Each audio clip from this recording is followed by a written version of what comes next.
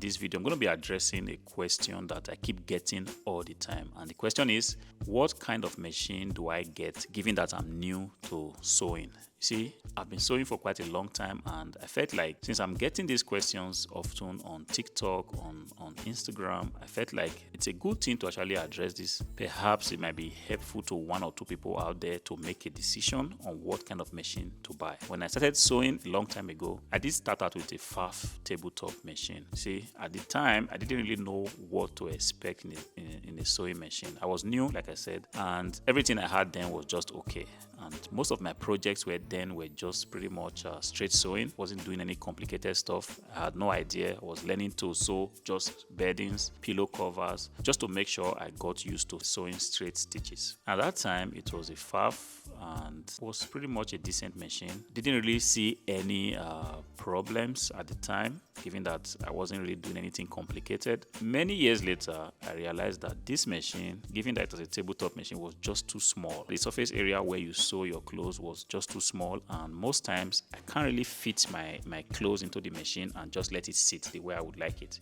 I can't just put my clothes or my project to sit flat. It always has to be like some parts is on the machine, some parts is dropping on the table, and I didn't really like this, and it was kind of a hassle trying to pull my clothes all the time. And as a beginner, like I said, you will not notice this until when you become a little bit good with sewing and you want to do some really fast projects. So what did I do? I actually upgraded this Pfaff to a Singer, also a straight sewing machine that had a table of its own, and this really gave me a lot of space. I kept staying with the straight sewing machines because I wasn't doing a lot of buttonholes, and this was just pure sewing like it should be, which is going all out, cutting some fabric up, joining them with a straight stitch. And if I ever had to do a buttonhole at the time, it was kind of a challenge, but on my own I just stayed with the straight sewing, and I really liked the fact that the Singer actually had its own table and was kind of meeting my needs, until I also gradually began to see why I needed to upgrade the machine. And the reason was that this machine at the time was not just fast enough for me. I needed something that had more speed, and finally I was looking out, searching a lot of stuff, and then I realized that there is a machine, Yuki. So I did go ahead to get this Yuki industrial machine, and ever since I've been using a sewing machine, this has been my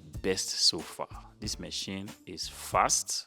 This machine has like confident stitches, and it's got a really big table. It doesn't matter how big the project is, there is always going to be a space for it. And this machine has a very long arm, like the space where you feed your fabric into it. It's kind of wide enough, and if you have a thick material to sew, then you will see how important this is. It's very easy to fold the material up and push it into the machine, and you keep sewing. This machine is tough, it's quiet. Let's say you already want to go the way of professionals, then I would pretty much advise a Yuki machine. The exact model that I have, I'm going to be leaving a description in this video so you can see it. This machine has not given me one bit of problem since I've been using it. I really have very little instances of broken thread. This was what I used to suffer with my older machines, for one reason or the other, perhaps a certain problem, but every now and then you just have to keep retreading the machine because the thread suddenly just snaps, and kind of annoying, especially when you already feel confident to take on